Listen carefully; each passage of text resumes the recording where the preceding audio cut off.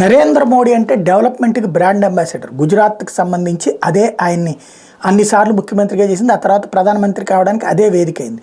ప్రపంచంలో ఉన్నటువంటి పెట్టుబడిదారుల్ని హయ్యెస్ట్గా అట్రాక్ట్ చేసినటువంటి రాష్ట్రం గుజరాత్. ఎందుకు అంటే పెట్టుబడి పెడతానంటే స్థలం చూపెట్టడానికి ఒళ్ళు బద్ధకం, లంచాలు ఇవ్వందే పని చేయకపోవడం, పర్మిషన్స్ గురించి ఏడుబిచ్చుకు తినడం, ఏళ్ల తరబడి తిప్పకుండా ఒకళ్ళు పరిశ్రమకి పెట్టుబడి పెడతా అంటే ఆన్లైన్లో అప్లై చేస్తే ప్రభుత్వమే వెంటపడి తెచ్చుకునేటటువంటి కాన్సెప్ట్ తీసుకొచ్చారు. అందుకే సక్సెస్ అయ్యారు. దేశంలో నెంబర్ 1 ముఖ్యమంత్రిగా ఆనాడు సుదీర్ఘ కాలం పాటు సాగారు. ఇప్పుడు అదే నరేంద్ర మోడీకి సంబంధించి కీలకమైనటువంటి అంశం ఏంటయ్యా అంటే 2023లో కొత్త పెట్టుబడిదారుల నమోదులో మహారాష్ట్ర, గుజరాత్ని వెనక్కి నెట్టి దేశంలో మొదటి స్థానానికి వచ్చింది ఉత్తరప్రదేశ్. తద్వారా గుజరాత్లో నరేంద్ర మోడీ లేని లోటు, అదే సందర్భంలో ఉత్తరప్రదేశ్ని ఒక ఆర్థిక శక్తిగా, ఒకప్పుడు కేవలం లేబర్ని పంపించేటువంటి సెంటర్గా, లేకపోతే పేదరికానికి కేర్ ఆఫ్ అడ్రస్గా ఉన్నటువంటి దానిగా మార్చగలిగారు యోగి ఆదిత్యనాథ్.